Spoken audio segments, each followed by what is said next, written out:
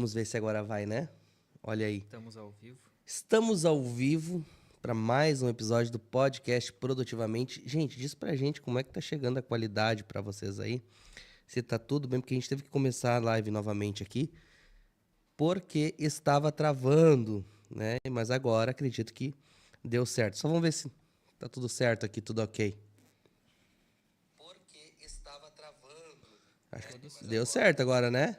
Olha aí, ó. Só vamos ver se tá tudo certo aqui, tudo ok.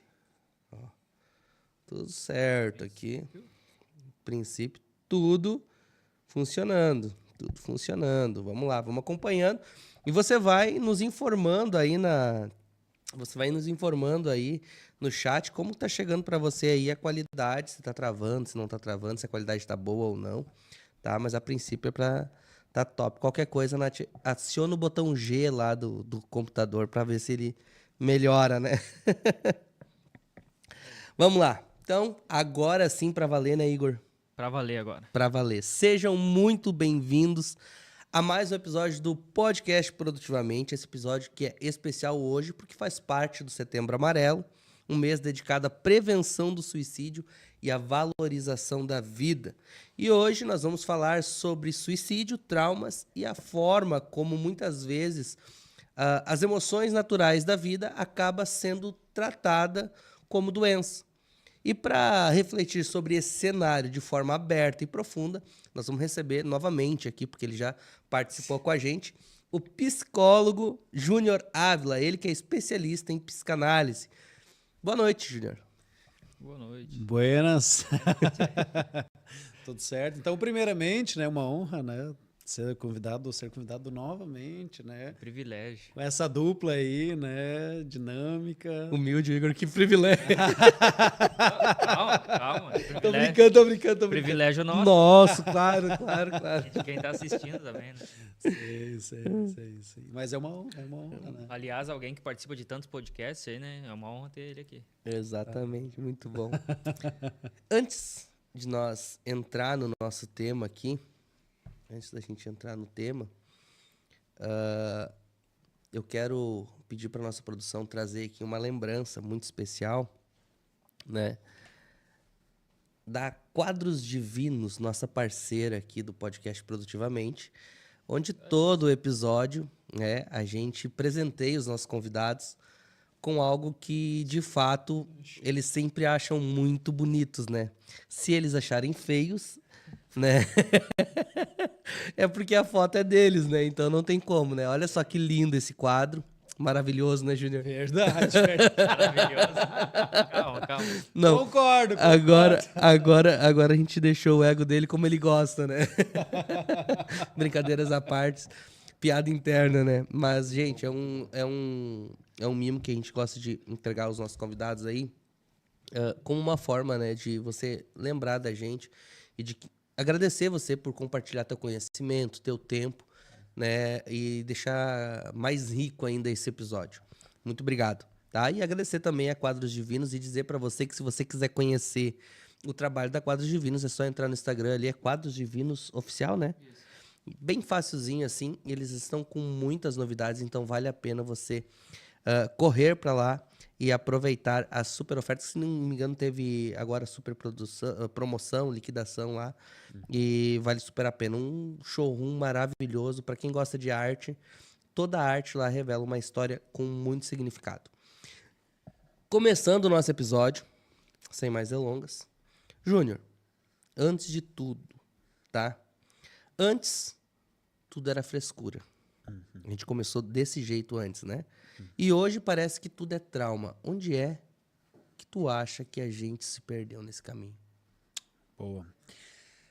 Acho que primeiro ali que tu falou de tirar tempo, enfim, pra gente conversar sobre isso, né? Na verdade, Juninho, eu sempre até tensionava isso um pouco na faculdade, assim, o quanto às vezes a gente estuda, né? Faz ciência, pesquisa, enfim, só que isso não chega à população. Né? Isso não chega à sociedade. Então, eu sempre tensionei isso. Por que a gente não democratizar o conhecimento? Né? Ou por que a gente não falar dessas coisas que a gente pesquisa, que a gente estuda? Porque, às vezes, tantas coisas tão preciosas que podem, né, ajudar de algum jeito, enfim, outras áreas, as pessoas, a sociedade, por que não fazer isso? Então, eu gosto de provocar isso, gosto de fazer isso, de trabalhar desconstruções, construções, eu sou muito fã assim, disso, né? Então, acho que é necessário. Mas indo ali para a tua questão, sim, tem esses extremos, né? Onde tem pessoas, por um lado, que tudo é mimimi, né? Tudo é frescura, saúde mental é bobagem, porque afinal de contas talvez não tenha louça para lavar, né? Talvez aquela pessoa, sei lá, tem uma galera que diz que antes era tudo lindo, maravilhoso, né? Era um mundo perfeito, onde ninguém tinha doença mental, né? Onde era todo mundo muito bem.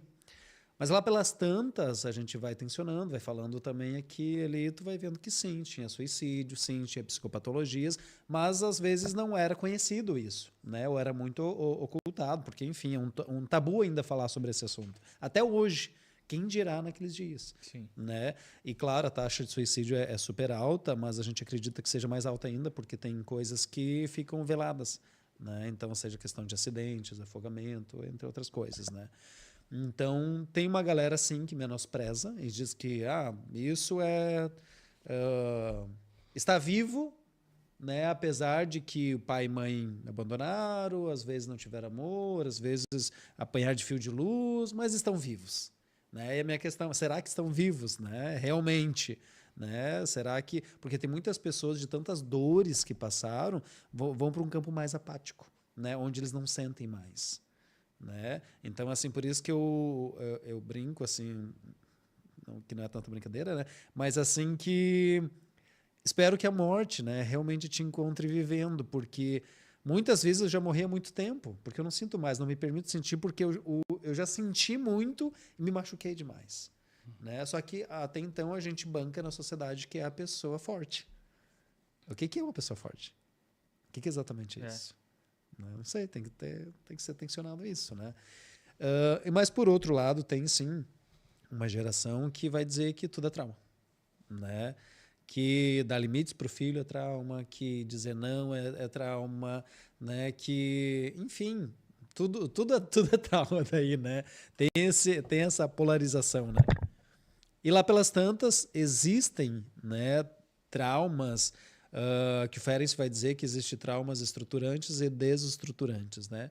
Então, esses estruturantes seria, né, por exemplo, o desfraude, né, o desmame, o próprio nascer, né, porque tu tá ali no útero, né, tu tá de boa, na melhor das hipóteses, assim, né, tá de boa na lagoa ali, não precisa nem abrir a boca para comer, e lá pelas tantas é alguém, né, te pegando e luz na tua cara, né, e um frio, né, e gente, né, tacando vacina ali, o catatá, assim, né, é um termo técnico, né, que a gente usa, catatá, né.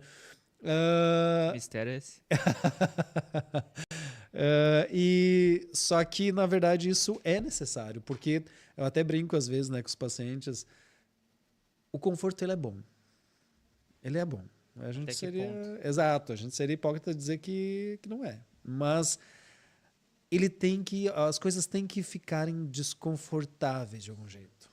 Porque senão a gente não cresce. Né? O próprio nascimento é maravilhoso, dependendo ali, né, da gestação, mas lá pelas se tu não nascer, tu morre. Tu mesmo postou uma frase que eu até marquei aqui, que eu achei muito importante, que é: porque a tentativa de escapar da dor cria mais dor ainda. Ou seja, quando eu quero ficar no conforto... É que é mais fácil, né, entre aspas, né? É mais fácil, né, Igor? Porque assim, eu finjo que está tudo bem, né? A gente está numa sociedade, vamos trazer a filosofia para a conversa também, né? A psicanálise ama, né, a arte para nos ajudar a pensar. Então, assim, a gente está numa sociedade do espetáculo, onde eu tenho que performatizar ali algo, né, que não necessariamente eu sou. Tem uma frase que eu acho muito interessante, assim: a vida perfeita existe em 2 lugares: na fantasia das pessoas e nas redes sociais.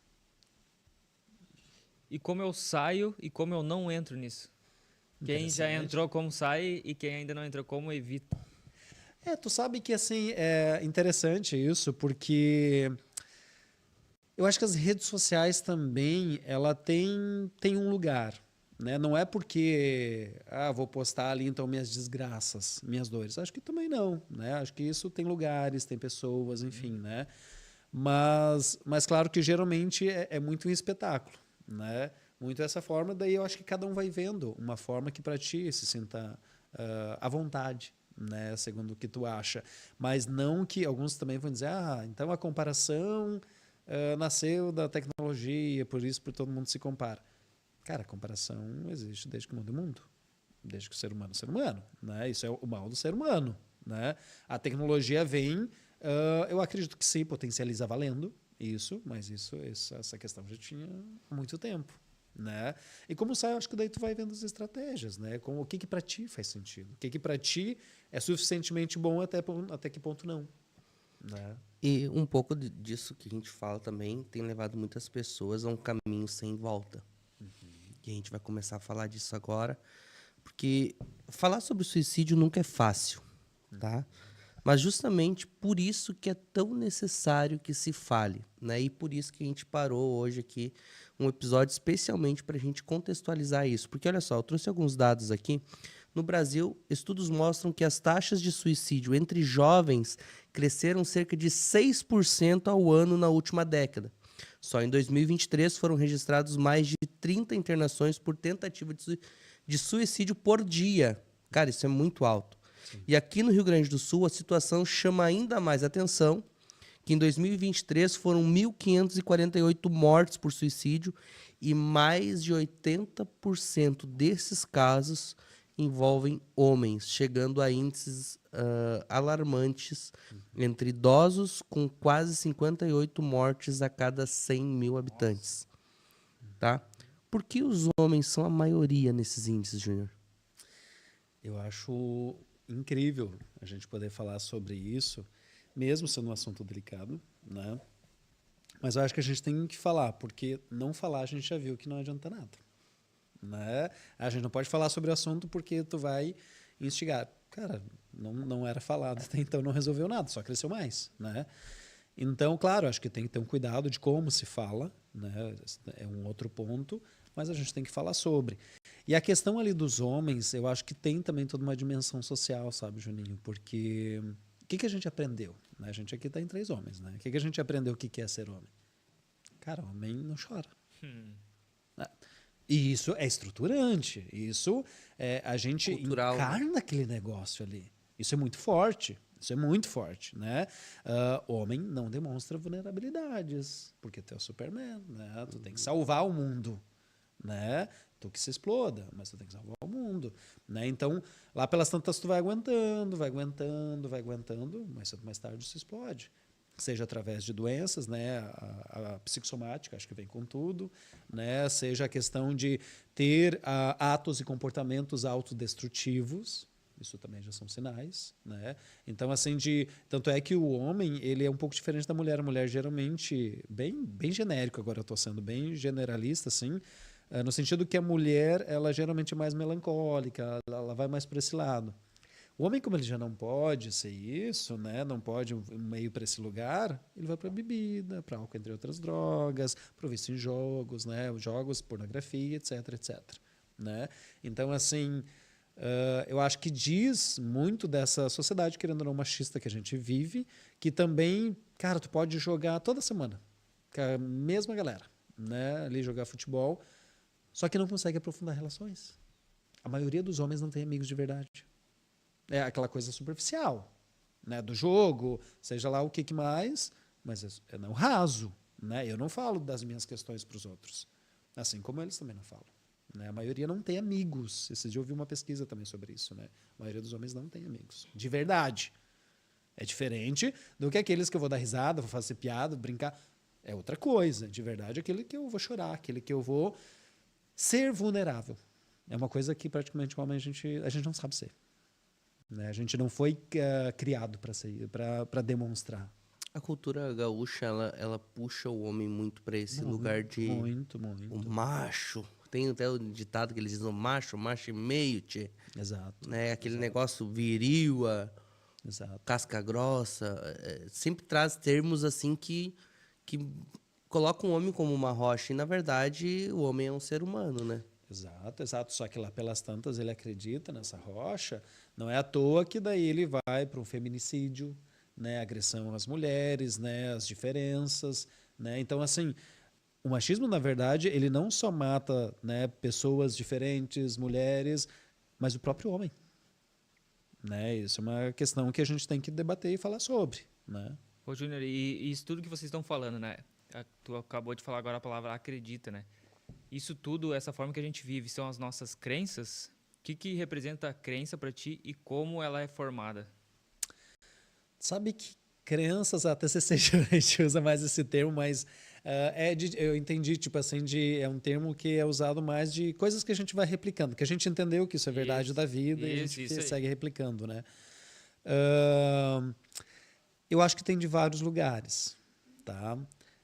Tem aquela nomenclatura que eu gosto de falar muito sobre, que é biopsicossocial e espiritual, né? Tem coisas que sim, são biológicas, que a gente é atravessado por isso, mas a gente também é psicológico, então, consciente, pré-consciente, inconsciente, né? A gente é social, que tempo cultural a gente vive, que tempo político a gente vive. A gente é costurado por isso também. Quais os preconceitos que a gente tem? E o que a gente reproduz sem nem parar para pensar? Né? A gente também é atravessado por isso. Espiritual, puxando a religião, mas não só, mas como um senso de pertencimento, de transcender, sabe? Também vai nesse sentido. Então, nota que a gente é tudo isso junto e misturado. Sim. Da onde vem uma doença X, cara, vem desse complexo aí, é multifatorial, né? Da onde que vem tal crença? Pode ser social, pode ser, sei lá, né? Eu acho que geralmente é social, porque o nosso eu ele é composto por pessoas, né? O nosso eu ele é formado por incontáveis outros. E né? geralmente por pessoas que a gente confia muito ou não? Eu acho que daí isso é muito variável. Variável. Digamos assim, a gente inicia a vida ali, né? O nosso narciso ele vai iniciar com as primeiras pessoas cuidadoras, né? Lá pelas tantas, vão para a escola, né? O tio, a tia, a TV, a tecnologia, a gente vai sendo atravessado por muitas coisas, né? Construindo e a gente vai mudando também isso ao longo do tempo, né? Às vezes é uma conversa. Cara, eu mudei já um pensamento. Sim. Às vezes é tal coisa que eu vi uma imagem, uma cena, já mudei outra coisa. Né? Então a gente é aquela coisa que, né, a música vai dizer, né, metamorfose ambulante. A gente é isso. Né? Então é um pouco delicado saber exatamente, mas eu acho que tem muitos sintomas aí que a gente tem que olhar, né, para isso. E né? o suicídio ele acaba se tornando, às vezes, o resultado de muita coisa. Tem como a gente prevenir isso? Existe algum sinal de alerta que as pessoas mais próximas podem perceber? Existe uma prevenção, algo que a gente pode criar como hábito para se prevenir, se proteger contra isso? E outra coisa, como eu diferencio, né, um sinal comum com um sinal de alerta? Sim. Tu sabe que assim, eu achei muito legal algumas postagens que tem vindo assim falando sobre o Setembro Amarelo, que diz terapia, né, tu se conhecer, tu vê as tuas vulnerabilidades assim como as tuas potências, mas também é acesso à saúde de qualidade, educação de qualidade, tudo isso vai ter interferências, né? Aqui é uma intervenção. Isso que a gente está fazendo aqui é uma intervenção, já para esse cuidado. Então, ter ações que a gente vá tentar chegar no máximo de pessoas para dizer, cara, tu pode ser vulnerável, tu pode contar com outro, né? Tu continua sendo homem, né? Mesmo sendo vulnerável, está tudo bem. A gente pode chorar, a gente pode contar um para o outro, a gente pode, enfim, se divertir e está tudo certo, né? Mas vocês fizeram várias perguntas. Qual que foi a do que vocês fizeram? Como, a minha, né, depois, como eu separo algo comum e algo que é um sinal de alerta? Sim. Geralmente as pessoas vão dar sinais, tá? O próprio comportamento, tu vai vendo, às vezes vai ficando mais angustiado, vai tendo comportamentos mais autodestrutivos, então tu vai observando, né? Geralmente está bem claro, né? E geralmente as pessoas falam. Geralmente falam. Né? Fala que vão fazer. Ou que já pensaram, né? Ou que, cara, que não tem mais ânimo para viver. E no caso, quem recebe acha como se fosse uma besteira. Ah, ele tá falando besteira. Exato, tem pessoas e pessoas. Hoje eu acho que tem várias que já estão mais ligadas, né? Sim. Mas outras que, bobagem. Nunca vai fazer isso. Lá para Santas faz, né? E claro que tem pessoas também que fazem sem nunca meio que dizer nada. Já vi muitos casos que a pessoa estava super bem, inclusive, naquela semana. Cara, a pessoa estava super feliz naquela semana. Tu não queria desconfiar que aquela pessoa estava bem. Então, nota que, tipo assim, ela não era daquele jeito. Do nada, aquela semana ela estava super uau. Né? De algum jeito, ela encontrou uma luz no final do túnel para a dor dela. Né? Porque ele não quer matar em si, ele se matar. Ele quer matar as dor.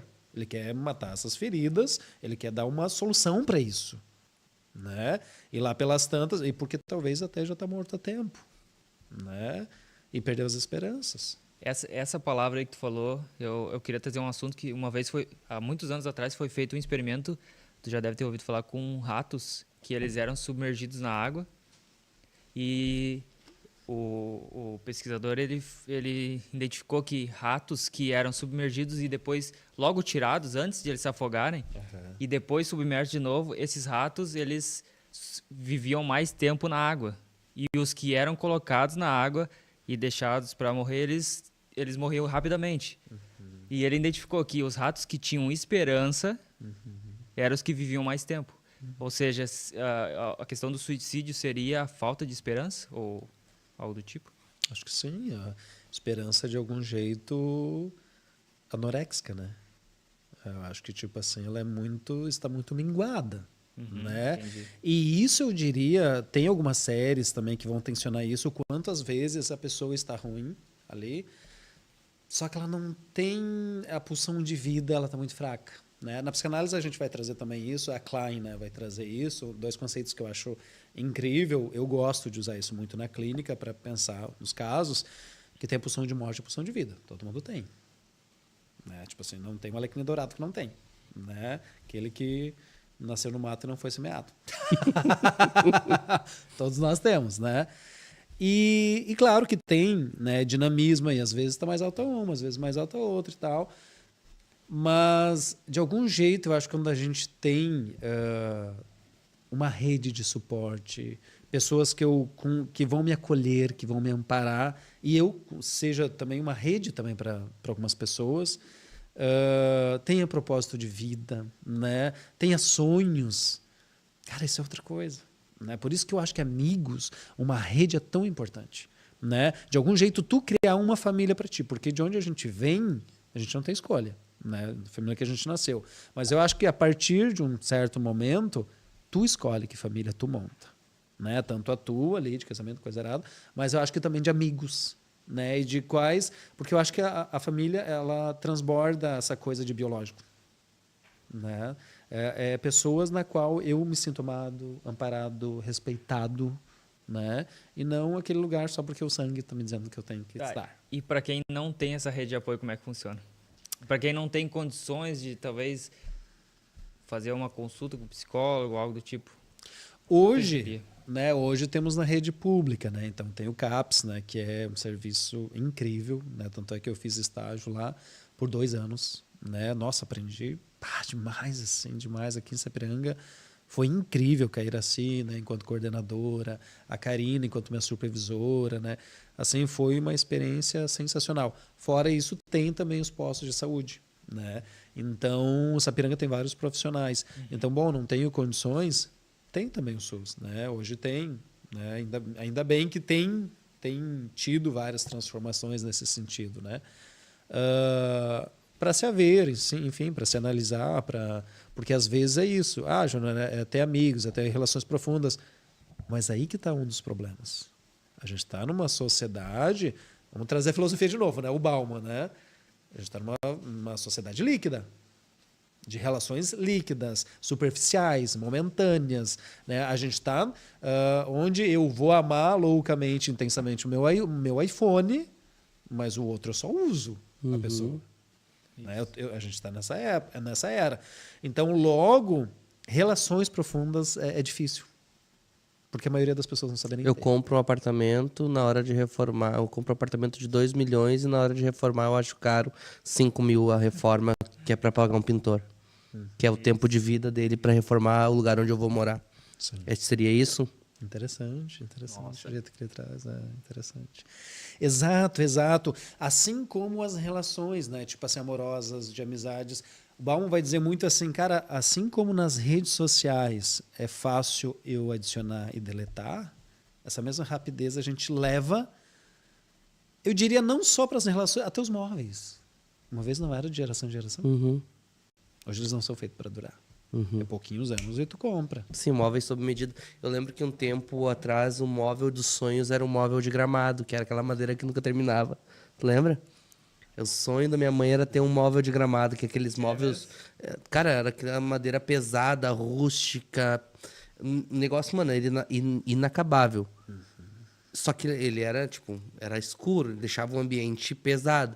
Aí vem os móveis sob medida, daí é MDF. Sim. Tem um prazo de validade, por mais que seja bem construído, por mais que seja bem feito, chega um tempo que o Exato. prazo de validade chega. Exato, isso a gente leva também para as relações, né? Uma vez, tu tinha que casar com a pessoa e morrer com a pessoa, mesmo sendo caótica aquela relação, uma relação abusiva, né? Tipo assim, que só te fazia mal. Hoje, num outro extremo, cara, não concordei contigo, vamos acabar. Uhum. Isso se chama, não sei se nas relações também é obsolescência programada. Nas coisas, né? Nos carros, telefones, existe isso, né? Se dá também nas relações ou não? Eu nunca ouvi Nunca ouvi. esse termo. Quando algo é fabricado para já ter uma data de validade, tipo, de estragar. Por exemplo, antigamente É os que carros... eu acho que a gente transfere isso, né? Exato. A gente segue a mesma lógica dessas outras coisas sociais. Isso. Lembra que a gente é atravessado por isso. E a gente aplica em outras coisas. A gente projeta em outras coisas. E será que é a gente que se moldou as coisas ou as coisas que se moldaram a gente? Será que... Eu acho que tem um dinamismo. Né? Acho que tem via de mão dupla aí. Exato. E dentro desse fato ainda, a gente falou sobre esperança, né? E agora eu vou mexer com os psicólogos aqui um pouquinho. Calma. Vamos colocar a igreja. Né? A igreja, ele tem sido, muitas igrejas têm sido a âncora para essas pessoas. Né? E tem criado essa esperança e tem tirado essas pessoas dessa zona de perigo. Vamos colocar que nós estávamos falando de fato em si, o resultado final que seria o suicídio. Daí a gente entrou nas formas de prevenção ali. O que tu vê, como tu enxerga a igreja nesse movimento hoje? É algo muito essencial? O que a igreja poderia fazer de diferente ainda mais para incluir mais ainda essa força que ela tem no emocional das pessoas? Ótimo. Eu diria que tem igrejas e igrejas, né, João? Sim. Exato. Vamos tipo falar assim, daquelas que estão cumprindo o seu papel. Nem vamos ater muito nas outras, assim, mas... Eu diria que tem igrejas e igrejas, porque por muito tempo, na verdade, foi negligenciado isso. Sim. Né? Tudo era espiritual. Né? Isso. Até porque, ainda hoje temos, né? Tudo é espiritual, tudo é aquilo ali. Né? Porque é muito mais fácil eu terceirizar as questões, né? Jogar para o outro do que me ver com as minhas. Né? Ou botar em outro plano, sei lá o quê. Eu acho que isso geralmente é um mecanismo de defesa. Um pouco delirante até, mas é. Né? Um pouco que a maioria assim usa. Tem uma historinha que eu vi, inclusive, um pastor dizendo, que eu achei muito interessante, assim, que ele disse assim, encontraram uma vez, né, Satanás, segundo essa história dele, né, Satanás chorando num canto, né, e daí foram perguntar por que ele estava chorando, né, e daí ele disse... Cara, é porque aquela galera de igreja, assim, tudo bota a culpa em mim, cara. Eu nem tava lá. Eles que fazem as merdas deles, assim. Eles que trazem os BO deles. E daí é eu que sou o culpado, cara, sabe? Claro, é uma história, né? Assim, é um conto aí. Mas o que eu acho incrível de a gente pensar sobre isso, sabe? Que, claro que tem coisas que estão fora do nosso controle. Por exemplo, a pandemia, a morte. Tem coisas, a maioria das coisas acho que não está no nosso controle. No sul, a enchente. Exato. Tem muitas coisas que escapam. Mas tem muitas coisas que é nós mesmos. né? Não no sentido de culpabilização, porque também eu acho que cada ser humano vem de um lugar, né? Tem a sua história, enfim, de onde que vem, por que entendeu que a vida é assim, assim, assado, né? Mas mais igrejas, né, digamos assim, mais sadias, não as tóxicas, né, não as que, inclusive, dizem que psicólogo é coisa, né, do capeta, né, que saúde mental isso não existe, porque temos ainda, né, isso eu acho que é interessante a gente trazer isso, que eu acho que muito cuidado com quais lideranças, né, a gente anda mexendo, porque tem muitas lideranças narcisistas, manipuladoras. Né? Exato. Acho que é o que mais tem. Né? E, claro, de ter sempre um senso crítico, né? Do que é o quê. Né? Mas, sim, tem movimentos, né? De pessoas, enfim, esse lugar mais espiritualmente falando, que fazem muita diferença, né? Tem muitas igrejas que têm movimentos como, por exemplo, os pequenos grupos, GCs, assim, Exato. que são movimentos acolhedores, que nem a gente falou, tratou um dos motivos como a solidão, né? E tem muitas igrejas que têm esses movimentos que acabam trazendo para essas pessoas um senso familiar. Exato. De cuidado, de receber uma mensagem, porque ela começou a fazer parte daquele grupo. Tem um filósofo, até, se eu não me engano, ele até é ateu, tá? Mas ele fala muito, o Luiz Felipe Pondé, ele fala sobre a importância da igreja na vida do ser humano. Daí ele fala assim, ele tem um vídeo dele, uma palestra dele que eu vi, uma entrevista. E ele fala assim, cara, o pessoal fala dos crentes. Ele fala assim, mas crente é uma coisa maravilhosa. Sabe por que crente é uma coisa maravilhosa para a sociedade?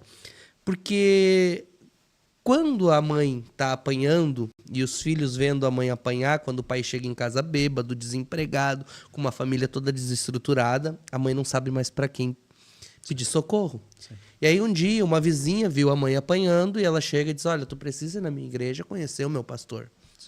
E aí a mãe um dia vai no círculo de oração, que acontece à tarde, geralmente, né? Na Assembleia de Deus tem o círculo de oração ainda.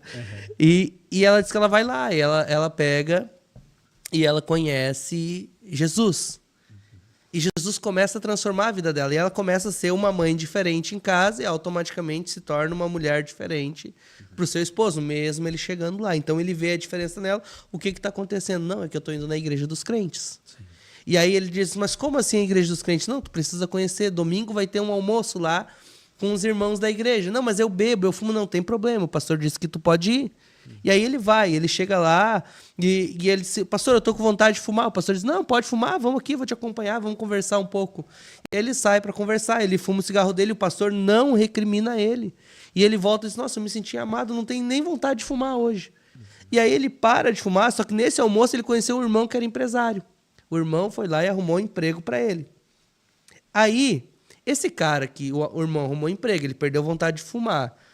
Ele também já não vai no bar, porque agora ele ia no bar porque ele tinha tempo ocioso. Agora ele tem que estar trabalhando. Quando ele chega em casa cansado, ele quer o quê? Um café posto na mesa. A esposa, que está indo na igreja, já pôs o café na mesa, já deu banho nas crianças e está esperando ele pronto para ir para a igreja. E eles acabam mudando a rotina deles. E quando eles mudam a rotina deles, e daí o pessoal fala do dízimo, dos 10%. Cara, o cara vai lá, ele vai dar com prazer esse 10%, porque custa menos, muitas vezes, tá? Que um psiquiatra, que um remédio, que alguma coisa assim. E isso, de fato, mudou a vida dele, porque a igreja foi muito importante. Então, os crentes, eles são muito relevantes na sociedade. Claro que ele também dá o contraponto dos manipuladores. Ele diz, a gente precisa ter o senso crítico, mas também precisamos olhar para um senso social que a igreja tem, de cuidar dos órfãos, das viúvas e os da família da fé. Ele cita um versículo. Eu achei genial. Eu gosto muito de Luiz Felipe Pondé. Apesar de ele ser ateu, ele é sempre muito coerente com tudo que fala. O Freud também, ele era judeu, né? E também, né, ateísta. E ele vai dizer, cara, na verdade tem que existir, né, a religião. Na verdade, isso é necessário para a sociedade. Né? Olha que interessante também, fiquei pensando nele, assim, né, trazendo a psicanálise. E sim, e tem igrejas e tem movimentos que vão fazer muita diferença, né? Então, essa questão da espiritualidade, tanto é que a gente falou antes do conceito, né? Espiritualidade tem muito a ver, né? E claro que às vezes a pessoa ali vai encontrar ali, se é que tem pessoas para amparar, para amar ali, às vezes um lugar que ela talvez nunca teve. né? E eu acho que isso vai dizer muito do senso de pertencer, porque o nosso eu ele é composto por outros, né? A gente precisa da socialização, a gente precisa de outros para se configurar enquanto eu, senão, né, a gente não é. E quantas pessoas, né, crescem numa família, vamos supor, com 5 irmãos, que tu nunca teve atenção, nunca teve um abraço, nunca teve alguém te escutando ou falando contigo, nunca comemorou um aniversário. Aí tu chega na igreja, né, tu é bem acolhido, então... Cara, eu tive um ano que eu passei por acho que foi 2022, assim, eu passei por um deserto de solitude, assim, digamos assim, de eu decidir ficar sozinho. Isso é muito perigoso, porque depois tu não consegue voltar sozinho a uma realidade, assim, de se habituar a conversar com todo mundo. Não são todas as conversas que tu quer participar e tu fica muito... E aí eu comecei a me relacionar na igreja com um grupo de pessoas. E eu teve um aniversário que eu queria... Cara, eu disse pra ele aquele ano...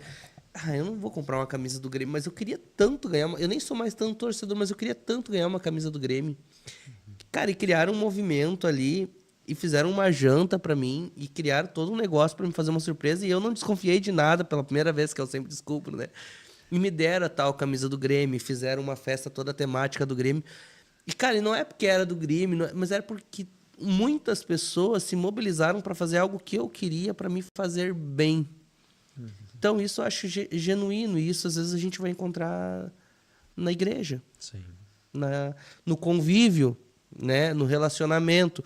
Claro, voltando, não são todas que têm esse mesmo convívio e não são todas as pessoas que conseguem se socializar dentro da igreja. Tem pessoa que entra e sai rápido, que não dá tempo nem de ninguém dar bom dia, boa tarde ou boa noite para essa pessoa. Mas em tese, digamos assim, socialmente falando, deveria acolher. Deveria. Embora a gente vê que muitas vezes na prática é no lugar de julgamento. Né? Então, por isso que eu acho que muito cuidado. Acho por isso que depende...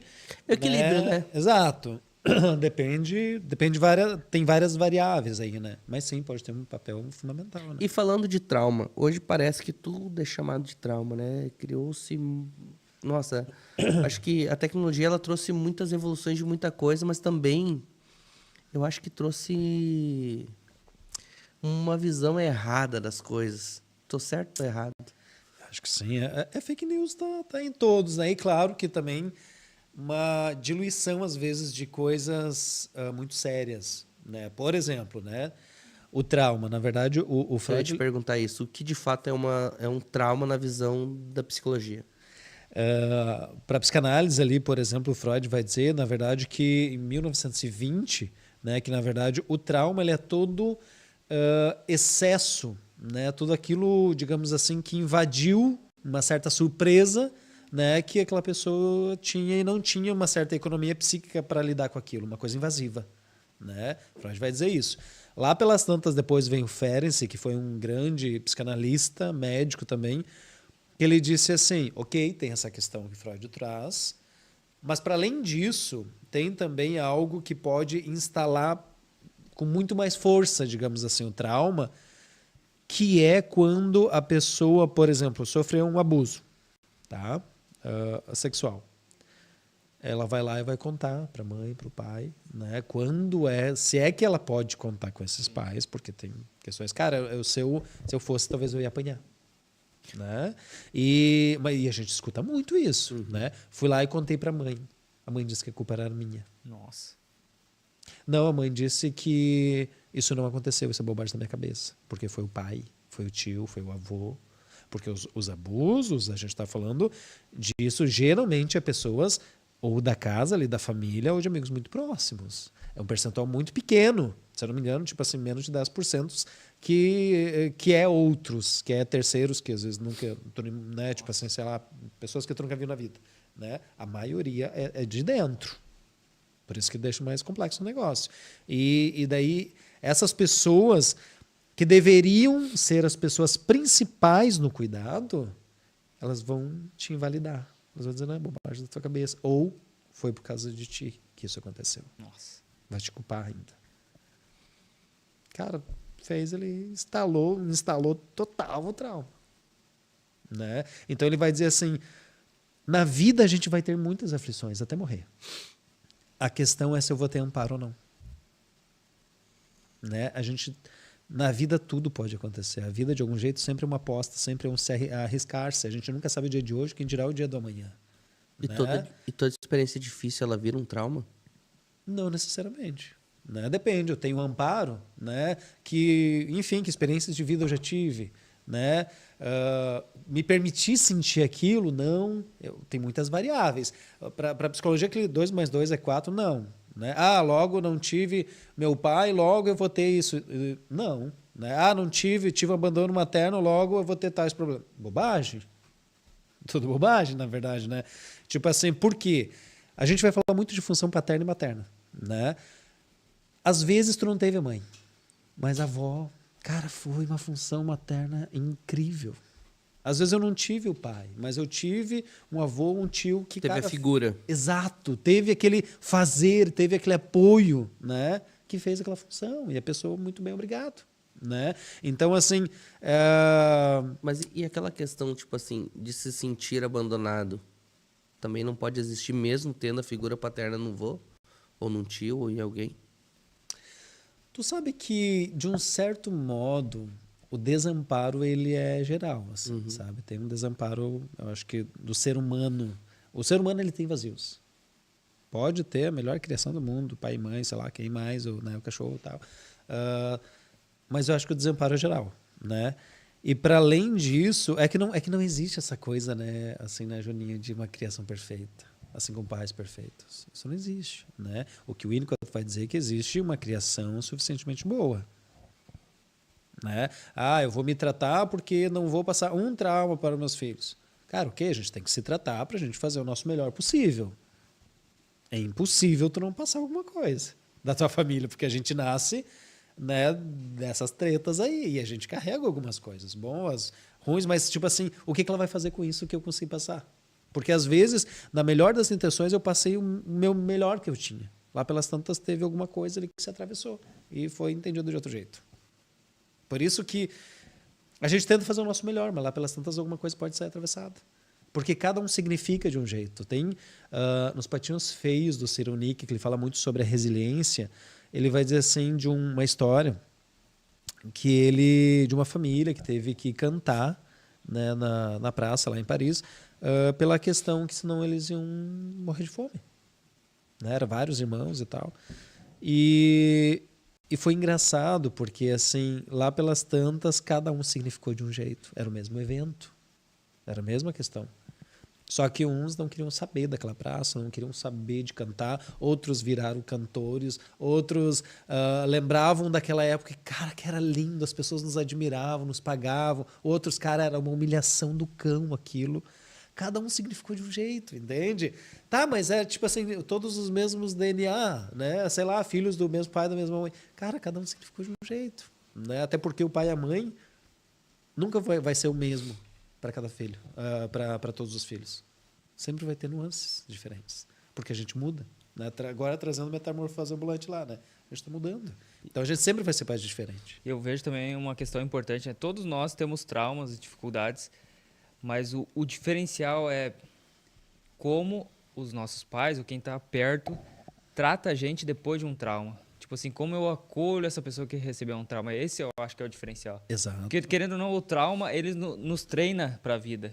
A dificuldade, o embate, ele nos treina. E como os pais têm agido, né? Como as pessoas mais próximas. Tu sabe que eu tenho visto, tipo assim, a paz... É que não é uma coisa fácil mesmo. Tipo assim, o adulto... Ele tem que ter, pelo menos, assim, saber das suas emoções.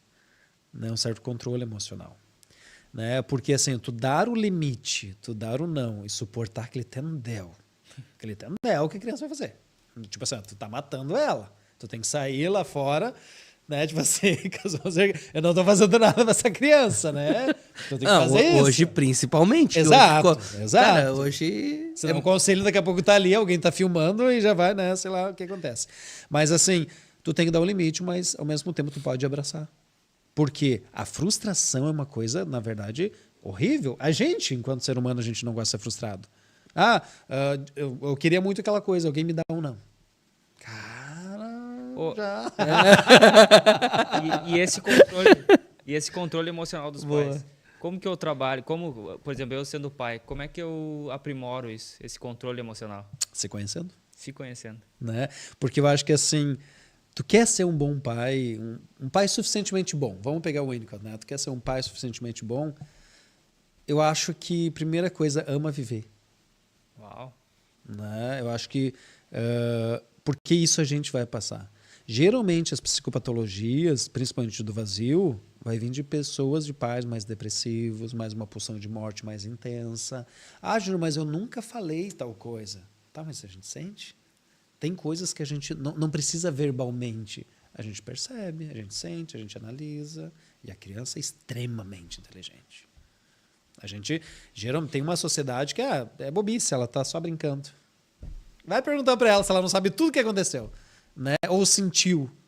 Criança é extremamente inteligente, assim como adolescente. Eles dão nó em nós 10 vezes, né? Eles são muito inteligentes. E claro que muito cuidado com isso, né? Muito cuidado. Então, quando a gente ama viver, a gente se cuida, a gente tem esse potencial, acho que isso vai passando. Tu sabe que um dos maiores desafios que eu tive na minha no início da minha vida como pai foi dizer não. Porque quando a Natália nasceu, ela nasceu com um problema de saúde. Então, durante 2 anos, a gente passou por muita coisa difícil. Então, isso para nós veio com uma carga. Quando a gente começa a viver uma vida com a Natália, a gente já não tinha uma condição, porque a gente passou por um momento muito complicado, onde, quando ela nasceu, nossas economias se acabaram tudo. A gente era muito programado com tudo e cara, nosso mundo desmoronou. Imagina, 2 anos no hospital é muito tempo, né? E quando eu lembro de uma situação que um dia a gente foi lá no mercado com o meu pai, e ele falou assim, filha, vai lá e escolhe o que tu quer. Chamei meu pai, chamei a Natália e disse assim, ó, não, o senhor vai escolher uma coisa, tá? Porque eu tinha muito medo de como eu ia ter que dizer para ela outro dia que eu não tinha a condição. Cara, ela tinha um pouquinho mais de 2 anos, já assim, iniciando aquela vida de entendimento das coisas. Então, eu sempre tive esse cuidado, assim, na hora de dizer, para ser muito claro. E um combinado que eu fiz com ela, filha, nunca... Se o pai dizer não uma vez, nunca pergunta por quê. O pai não quer te falar o porquê das coisas. Mas quando o pai puder, o pai não vai nem esperar tu pedir. Sim. E ela sempre entendeu. Nem sempre é assim. Nem sempre os pais têm essa mesma visão. Como lidar com esse medo de dizer não quando a criança é muito pequena? Porque às vezes a gente só quer ver ela bem. E às vezes dizer não vai fazer ela ficar bem, só que ela não sabe disso. O não, ele é tão importante quanto o sim, né? Qual é mais importante ou não tem? Os dois são importantes. Os Igualmente, dois né? Tipo assim, tanto é que a gratificação ela é tão importante quanto a frustração. Ambas são. Porque, assim, teve uma vez um caso de uma pessoa próxima, assim, né? Que disse, o fulaninho ali... Porque eu sou muito do brincar, tá? Tipo assim, eu sou uma pessoa com criança muito do brincadeira, né? E com os adultos também, né? Eu sou meio bobalhão, assim. E daí eu percebi que tinha baixíssima tolerância à frustração, né? Essa criança. E daí eu até comentei um pouquinho, assim, sabe? Com essa pessoa, eu tinha, né, liberdade para falar. E daí a pessoa diz, não, Júnior, é que eu deixo sempre ela ganhar. Porque, assim, eu tenho, né, passei a pessoa X, assim, que é depressiva. E eu não quero que minha criança seja depressiva, logo eu deixo sempre ela ganhar. Então eu disse, não, peraí, né? Meu TCC, minha pesquisa foi sobre a importância da frustração na infância para um desenvolvimento resiliente. Uau. Eu pesquisei 1 ano, então, sobre isso. Eu disse, não, peraí, vamos conversar sobre, né? Inclusive, eu posso te mandar meu TCC, né? Porque, assim, não, na verdade, é o contrário. Ele tem que saber que se ele perder, tá tudo bem. Tá tudo bem. Quando a gente cai, tá tudo bem. Né? Eu posso chorar, ser acolhido ali, mas, cara, eu levanto e vida que segue. Né? O que eu aprendo com isso? O que dá para fazer com isso? Então, ele tem que entender que na vida a gente não ganha o tempo inteiro. Na verdade, a gente mais perde do que ganha. Né? Então, assim, eu tenho que estar preparado e saber que eu vou viver, eu vou sobreviver em meio àquilo ali. Né? Então, por isso a importância da frustração. E eu acho que, de algum jeito, a vida... Por exemplo, ali o bebê, né? A sua majestade do bebê, ele está achando ali que ele é o reizinho porque ele manda em todo mundo na casa, ele quer tudo no horário dele. Né? Lá pelas tantas, cara, a mãe ali vai esquentar o pai, sei lá, né? Vai esquentar 15 segundos ali o leite. Ele vai entrar naquele segundo, vai ser um desespero. Porque tu não deu mamar no segundo que ele mandou. Tu tá destronando a majestade do bebê. Mas, tipo assim, então, um pouco é da realidade isso. A vida vai te impor isso e ponto. Tu vai ter que se haver com a castração, né? De tipo assim, cara, foi te dado um corte. Então, isso já vem da vida, né? Isso já vem. E o bebê, ele entende lá no início, quando ele chora, tu já dá o mamar na hora. Ele Tudo, já... né? Tu vai... Pode observar, cara. Ele aprende, quando ele quer mamar de novo, ele chora de novo. Exato. E vai chorar todas as vezes. Se ele quiser comer o dia inteiro, ele vai ficar chorando o dia inteiro. Porque é o modo dele. É o modo né? dele se comunicar. Até porque... Como ele vai entendendo que a vida funciona, só que daí ele vai crescendo. Exato. E aí só muda o choro por o berro, pela rebeldia, pelo Então, na verdade, isso, tu treinou ele assim. Exatamente. Exato. E claro, lá pelas tantas, eu já vou apresentando o não em limite. Nos primeiros meses. Já, tipo assim, digamos ali a partir dos 6 meses ali, né? Sei lá, quero dar tapão na cara do vô. Não. Não, isso não se faz assim, assim, assado. Porque não é tu apresentar o não lá com 5 anos. É meses a gente está falando. Tu já tem que apresentar o não, a frustração. Não, tu não é o alecrim dourado. A gente te ama, mas a gente vai te destronando em dosagens homeopáticas. Né? E outra coisa, quando, por exemplo, tu tem um filho e tu entra num ponto assim de, tipo assim, se tu fizer isso, eu te dou isso. Tipo assim, tu dá uma bonificação por ele fazer algo. Isso é um erro ou algo comum? Eu diria que depende. Não, depende. Já vi algumas pessoas que fizeram, tipo assim, quase que um contrato. Não no sentido de chantagem, mas um contrato. Ó, a gente acordou isso e vai ter X consequência.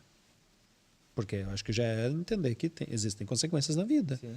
A vida é assim, né? Se tu não fizer, tu ficar parado, tu não vai ter resultado. Exato. Então, de propor acordos, né? Só que tem o contraponto, né? Tem crianças que ela se acostuma a receber para fazer e aquilo ela não entende que fazer em casa é obrigação.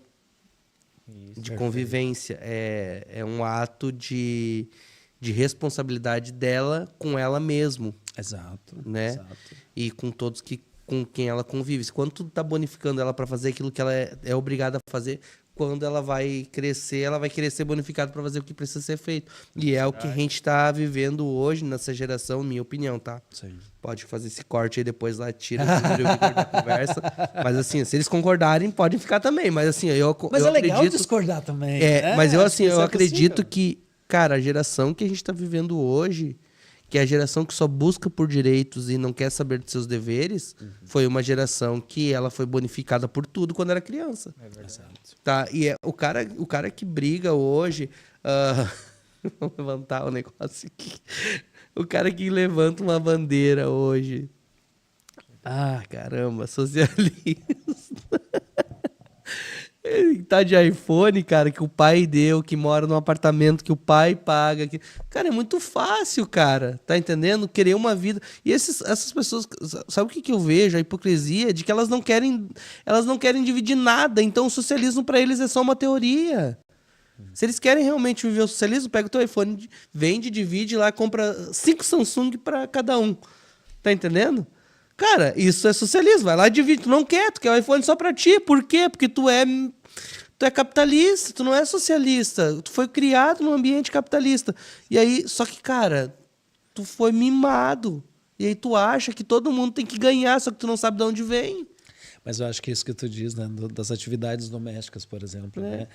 Cara, a Alice, com um ano e pouquinho ali, a gente já comprou a vassourinha e as coisas. Começa a ensinar, né? Ajuda? Não ajuda absolutamente em nada, porque isso mais atrapalha, né? Mas, cara, já é... Cara, e tu sabia que isso traz um senso de pertencimento? Né? De grupo? Cara, eu faço parte disso. E ela vem toda faceirinha. Eu não sei né? se tu vai me chamar de narcisista mais uma vez. Tá toda hora olhando. Eu ia contar essa história antes já, mas vou contar agora. Mas uma vez, cara, eu fiz a Natália lavar a louça 4 vezes. Eu disse, se tu lavar a louça engraxada, tu vai lavar de novo. Daí, ela me testou. Que ela lavou. Eu disse, tu vai lavar de novo? Daí foi na 3ª vez, eu disse, se tu lavar engraxada de novo, eu vou tirar tudo de dentro do armário, tu vai lavar tudo, não vai lavar só essa. Sim. E eu não quero ver um pelinho de pano de prato. Quero tudo bem secadinho, tudo bonitinho e tal, e guardado depois. E eu vou revisar tudo. Se não tiver, até ficar bom, tu vai lavar de novo. Pergunta quantas vezes a Natália, depois disso, lavou a louça engraxada mais alguma vez. Nunca mais, mas eu acho que eu fui meio narcisista nessa vez, né? Você tava treinando. Mas eu tava treinando ela. Essa é a visão que eu tenho da Natália, assim. Eu treino ela todos os dias, cara. Tu tem duas opções, né? Ou tu cria ou tu treina. Na verdade, o que tu deve criar é gado. Filho, tu treina. Muito bom. Gostei. Claro, não sei o que seria se treinar, né? Treinar, que nem ele falou, tu tá treinando pro futuro, ele saber fazer ou saber... Cara, hoje a lidar com Natália, situação. ela tem 16 anos. A Natália, ela tem já uma profissão, porque ela já sabe fazer algo, se ela quiser. Ela tem... Não que ela trabalhe, né? Mas ela já aprendeu um ofício. Então, eu tô sempre ensinando alguma coisa para ela. Então, se ela quiser ser profissional, ela já tem qualificação para ser uma profissional. Ela já sabe cozinhar para ser uma dona de casa. Ela já sabe... Cara, às vezes a gente chega em casa, não precisa... Hoje foi um dia, a gente... Ontem. A gente chegou em casa ali, ele falou, a Natália já tirou a roupa, já botou, já estendeu, já botou na rua, já tal. Chegamos em casa, abriu uma porta, eu tava fazendo almoço e a gente não mandou. E a gente não pediu, a gente não falou nada. Super proativa. Por quê? Porque ela tem esse senso de responsabilidade com a casa, que ela convive. Sim. E de noite um bolo ainda, Olha aí. de chocolate. Não, um dia eu fui lá, ela fez uma bebida, assim. Não, ela é Sem prenda 16 anos. Então, tipo, eu treinei ela para ser uma boa esposa, uma excelente profissional e com uma visão. Eu ensino valores para ela. Tá entendendo? De como ser uma boa profissional. De como entrar no mercado. Filha, o que você quer ser? Sim. Você quer trabalhar com o pai? Tá legal, beleza. Você não quer trabalhar com o pai? O que você quer fazer? O que você gosta? Eu pergunto para ela. Tá entendendo? Sim. Mas, e é nisso que o Igor fala. Eu me vejo como um treinador da minha filha. Às vezes eu não sou legal com ela. Às vezes eu sou chato pra caramba. Mas porque eu amo muito ela e eu sei que ela tem um potencial muito grande. Por isso eu cobro. Entende? Então eu vejo o treinador nessa pegada. Às vezes eu acredito que eu extrapolo um pouquinho mais. É bom porque gera resultado, cara. Sim. Mas, pode falar. É que a vida é dura, a vida não é mole. É a visão que eu tenho. Obrigado, Igor. Tô adorando.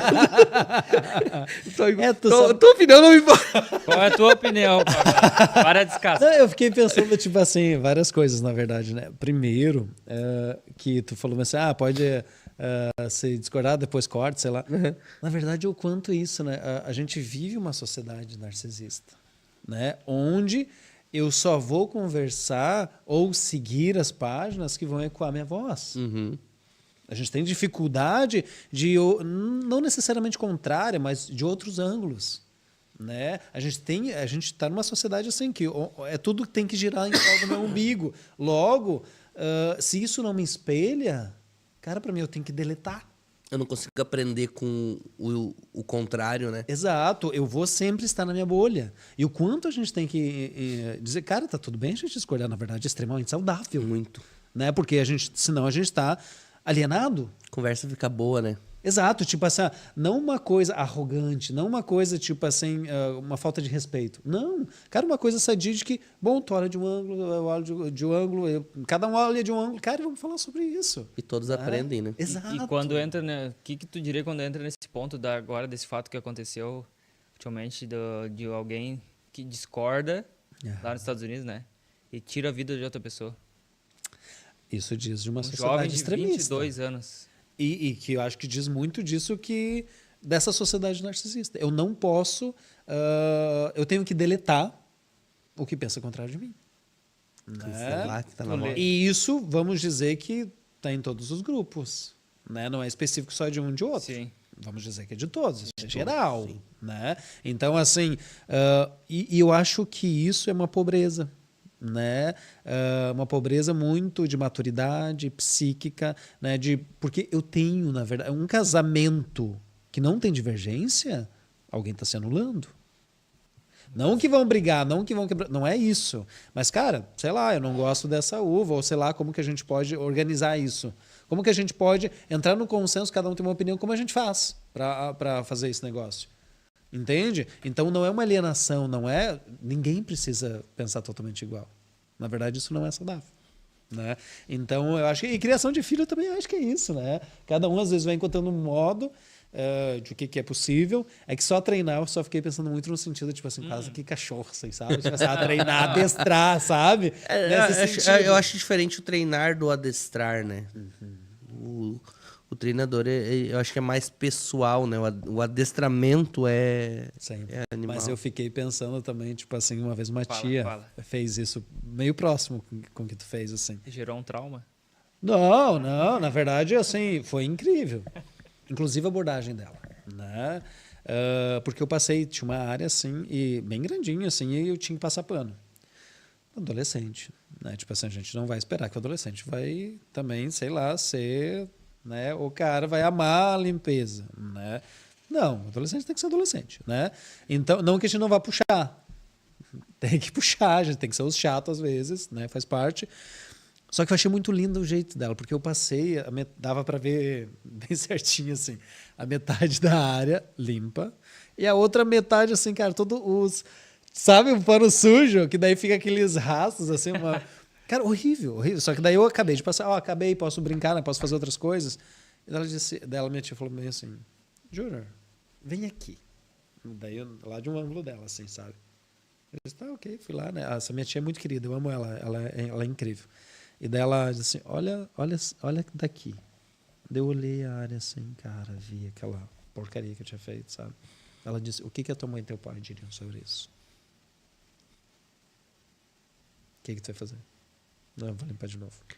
Isso é legal, a reflexão. Tá, mas deixa eu te falar o que eu faço às vezes e me irrita. Então eu achei ela muito assertiva. Ela não gritou, não humilhou. Fez tu pensar. Exato. Ela veio através de uma pergunta, cara, o que tu acha?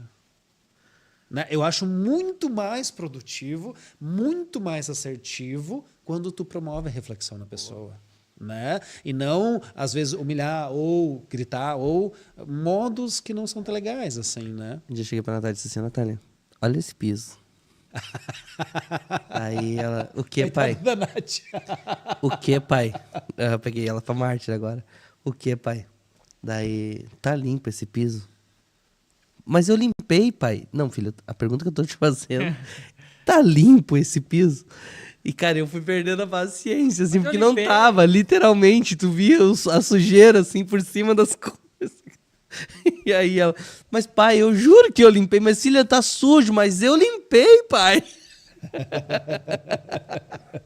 E aí, o que a gente faz quando isso acontece? Eu acho que faz isso, insiste, né? Daí eu disse pra ela, então limpa de novo. Ela foi difícil dar o braço torcido. Ela foi difícil. Não, cara, às vezes quando ela tá... Ela tem uns dias, assim, que ela fica incomodando, sabe? Que ela fica mais sensível. Aí eu tô tentando entender, ainda dou um chocolatinho pra ela. Mas tem dias que é difícil a comunicação, né? Mas a comunicação é uma coisa complexa, é uma coisa difícil. Horrível. Né? O Lacan vai dizer, né, que eu sei o que eu disse. Eu colocaria aqui um parênteses, tá? Nem colocar. Sempre a gente sabe o que fala. Talvez a maioria a gente não sabe. Né? Porque a gente está falando de um inconsciente operante o tempo inteiro. Né? Mas ele diz assim, eu sei o que eu falei, eu não sei o que tu escutou.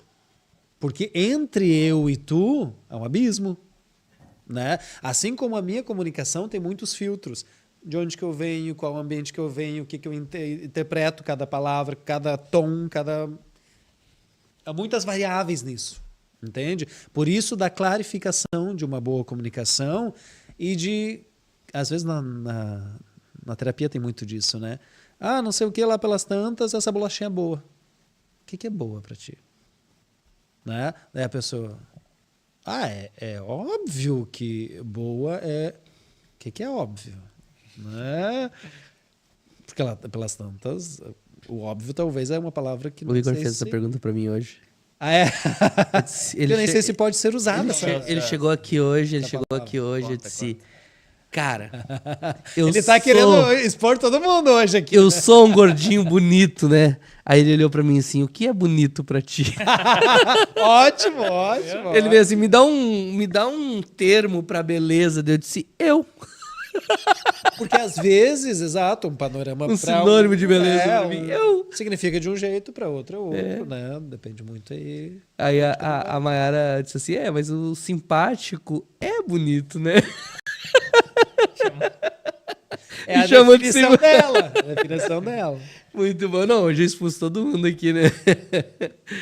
Júnior, e assim, a gente entendeu que a nossa geração tá criando uma geração que é, às vezes, incapaz de lidar com a frustração, né? E quais são as alternativas saudáveis que podem ser buscadas antes de uma medicação imediata, vamos dizer assim?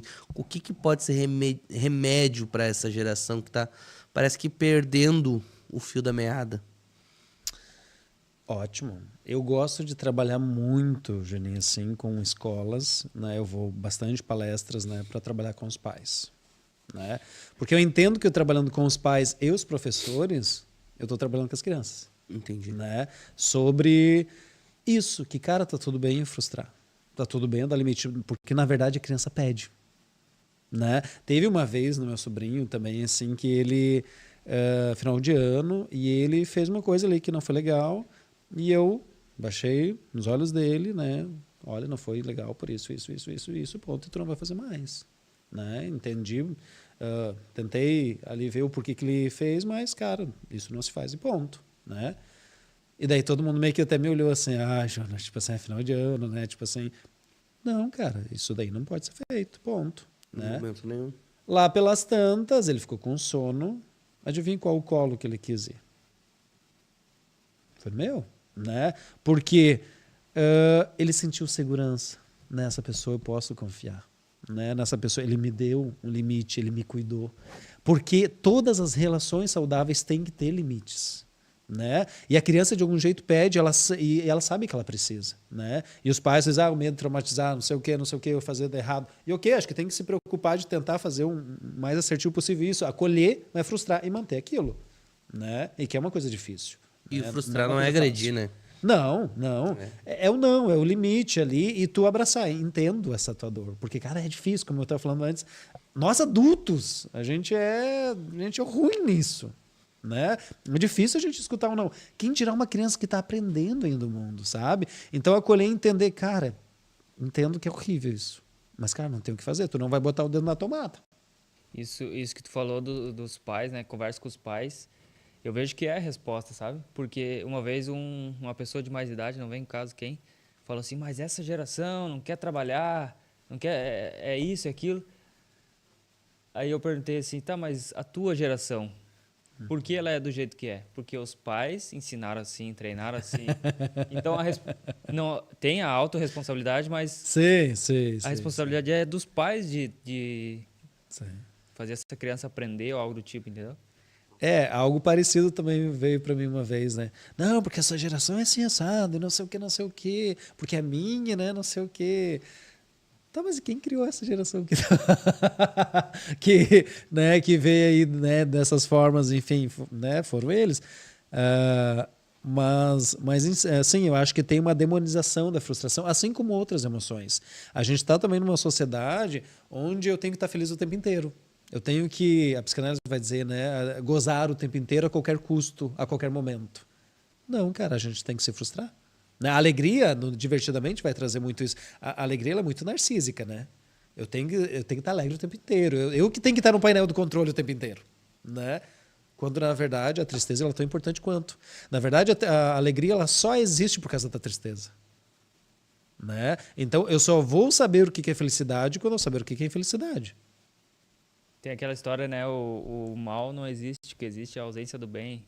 A escuridão não existe, que existe a ausência da luz. Exato. De algum jeito, isso um alimenta o outro. Essa né? frase que eu tava pensando. Tem uma frase que eu vi há bastante tempo, um provérbio oriental.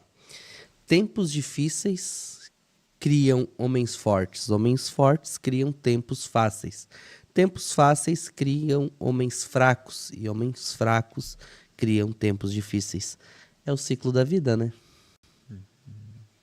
Nós estamos de novo precisando... São tempos difíceis, estamos de novo precisando criar homens fortes. Exato, e eu acho que ser forte é isso, é tu saber que tu é vulnerável. Saber que tu é vulnerável, isso é, eu acho que de uma coragem gigantesca. Né? Porque, voltando lá que a gente estava falando, né? Tipo assim, cara, não é eu me blindar, virar uma pessoa apática ou querer quebrar pau todo mundo, ou resolver. Não é isso. É eu saber que eu tenho limitações, é saber que eu tenho vulnerabilidades, assim como potências. Até tanto é que alguns vão dizer, terapia é coisa de gente fraca. Cara, porque tu nunca fez terapia, porque a terapia é terrível, na verdade, né? Terapia é horrível porque tu vai ter que primeiro te escutar. Muitas vezes o paciente falou tal coisa assim, ele, meu Deus, eu penso isso. Né? Cara, Júnior, eu tô me vendo aqui com uma pessoa que até então eu não conhecia, eu achava que eu era tal jeito. Depois tipo assim, a gente cria um personagem para nós mesmos, e assim como a gente cria personagens para outras pessoas em outros contextos. Lá pelas tantas a gente nem sabe quem é. Né? E essa questão de homem forte, né? Isso é tão enraizado, isso é tão estrutural. Por exemplo, eu, né? Vou agora me botar aqui na berlinda, né? Cara, estudo psicologia há mais de 10 anos, né? Faço análise aí, sei lá, mais de 3, 4 anos, né? E mesmo assim, teve uma situação na nossa vida onde a gente queria ter filhos, né? E lá pelas tantas, ali, segundo mês, foi interrompida a gestação. Né? A gente teve o aborto espontâneo. Cara, foi horrível. Horrível, horrível. Uma das piores experiências da minha vida. Assim, sabe? Porque tinha já se criado toda uma expectativa já naquela criança. Já tinha amor, cara. Cara, tu nunca viu aquele ser e tu já amava. É uma coisa louca. Uma coisa bem estranha, sabe? Essa questão de paternidade, maternidade, né? E foi horrível o jeito que foi, assim, mas lá também, quando a André estava para descer ali também, né? O feto ali, né? A gente cantou, né? A gente fez um momento muito especial ali e ela disse até que diminuiu a dor, né? Isso do amparo, né? Da música junto, então foi interessante também. Só que foi um luto sem corpo, que daí até é complicado de tu elaborar, porque o luto, a gente tem um ritual que a gente tem o velório, tem o corpo, é todo um ritual para a gente elaborar aquilo ali. E quando não se tem um corpo, como é que tu faz? Não tem o velório para isso, né? A gente criou um modo nosso, né, de fazer isso. Até eu disse para ela, então assim, cria, né, faz uma carta para ti, eu vou fazer uma carta, né, para ela, e a gente vai colocar tudo ali, que a gente pensou, imaginou tudo, e a gente vai ler um para o outro. Esse vai ser o nosso ato fúnebre. Né? Quando eu dei a ideia, na mesma hora eu me arrependi, né, porque já imaginei que ia ser horrível, né, ia ser muito forte, né. Só que anterior a isso, eu estava bancando fortão ali. A André chorando, ela teve várias crises de choro e eu intacto. Daí a gente chegou em casa e tal, ela disse, amor, eu sei que tu tá sofrendo tanto quanto eu. Tá tudo bem, tu sentir. Cara, eu desabei. Chorei igual um condenado, cara. Assim, por alguns dias até escrevi, né, sobre isso, assim, uma poesia, né, escrevi sobre isso, porque eu sou da escrita, né, então eu tenho que, de algum jeito, sublimar, né, isso. Nem sempre a palavra dá conta, né, de tudo que eu sinto e às vezes eu preciso pintar, né, escrever, eu preciso fazer alguma coisa para me organizar isso, sabe? E daí depois eu fiquei pensando nisso, cara, eu estudo isso há tanto tempo, eu palestro sobre isso há tanto tempo, e lá pelas tantas, eu bancando esse lugar de fortão, de que não estou sentindo nada e estou aqui, sendo que, na verdade, o luto, né, ele se torna menos pior quando a gente se conecta, quando a gente ampara e é amparado. Né? Porque o luto ele pode virar patológico a partir do momento que eu entro num estado de negação, né? Onde isso não aconteceu, ou não vou sentir isso, eu não vou me haver com essa dor. Né? Porque eu tenho que estar alegre o tempo inteiro, eu tenho que estar feliz o tempo inteiro, então logo eu não quero sentir as dores, não quero sentir a tristeza. Isso pode virar patológico. Isso é aquela sujeira por baixo do tapete que está ali. E às vezes pode virar uma montanha de sujeira. E quem passou pelo mesmo caso que vocês, isso é algo que pode ser feito, sim, normal ou precisa ser acompanhado essa tarefa que nem tu falou da carta? É intenso, tá? Eu digo que é bom tu estar com profissionais, assim, tá? Amparados disso. E se é que esses profissionais também vão, né, recomendar isso, né? Acho que não é uma coisa... É nossa experiência, o que não significa Não é um padrão. que... Exato, que isso é para todo mundo. Não, acho que não, né? A psicologia tem muito disso também. Cara, não tem receita de bolo. É muito singular para cada caso. Segundo cada história e segundo o que faz sentido para cada pessoa, né? Por isso que sempre é muito singular. O que é para ti isso? E esse caso da carta, isso veio para vocês assim, espontaneamente ou aprenderam de algum lugar? Não, veio meio que do nada, assim, É? né? Assim, eu tive a ideia e propus para ela, ela aceitou e a gente fez. E foi incrível, né? Foi incrível, foi horrível, né? No sentido de que foi muito doloroso para ambos. Só que também a gente viu que a partir dali, né? Nossa, melhorou muito, né? Aquelas crises de choro cessaram. Não que de algum jeito cicatrizou, mas não que a cicatriz não tá. Entende? Mas tipo assim, a gente falar, cara, não que tu não vá sentir nada, mas é diferente do que eu morrer chorando, porque aquela ferida está aberta. Inteira. Exato. Então, o luto também, né, cada um tem um certo tempo, né? E um modo de lidar. O luto, nesse sentido, ele tem uma data para acabar? Tipo assim, psicologicamente, o luto deveria durar tantos dias. Eu já escutei isso, por isso que eu tô perguntando. O DSM-5, né, que é o mais atual, ele vai dizer que é 6 meses. Mais do que isso é patológico. A psicanálise já vai um pouco na contramão. Tá? O DSM, na verdade, foi formado, que é tipo a Bíblia da psiquiatria, né? Foi formado muito com o viés da psicanálise. Lá pelas tantas ela foi jogando para fora. Né? Para nós sempre vai ser singular. Não é fechou 6 meses, logo patológico. A gente acha um pouco bobo até. Tem uma teoria que fala que 70 dias, né? Tem várias teorias, assim, mas eu acho que, cara, cada luto é um luto e cada um vive do jeito que pode. Eu acho que... Esses dias eu ouvi uma entrevista de uma artista que ela disse assim, cara, meu filho morreu, novo, e ela disse assim, e eu já aceitei que eu não vou mais ser inteira. Eu fui amputada. E eu tenho que aceitar essa amputação, né? Cara, eu fiquei pensando assim, como que daí eu vou dizer que é patológico isso? Porque, cara, eu perdi um filho. Eu acho que é uma das piores coisas do mundo, né? E como tu dizer, sei lá, não, 6 meses, a partir disso tem que tomar remédio, sei lá, sabe? É complexo isso, é complicado isso. Então, acho que cada caso é um caso, né? Mas eu acho que uma das principais questões de virar uma patologia é de não se haver com a dor. Né? Mas eu acho que é mais complexo do que isso, 6 meses. Né? Acho que não é bem por aí. Achei muito interessante, sim, que tudo que a gente falou, eu tinha colocado no roteiro, mas analisando como se conecta, a gente falou diversas coisas, né? E tudo no final se conecta, né? E até o luto, eu diria, que começa na infância. A gente perde o brinquedo. Né? O bichinho de estimação lá pela Santos morreu. Né? O luto não é para nós necessariamente a morte. É um término de uma amizade, é um término de relacionamento, é algo que se quebrou. Né? Isso é um luto. Né? Então, nota que na vida, na verdade, a gente faz diversos lutos. Né? É uma profissão que tu parou, é um lugar que tu saiu, há um rompimento. Né? Só que às vezes, quando a gente perde alguém, por que muitas pessoas perdem a vontade de viver? Sendo que ela tem uma vida toda pela frente.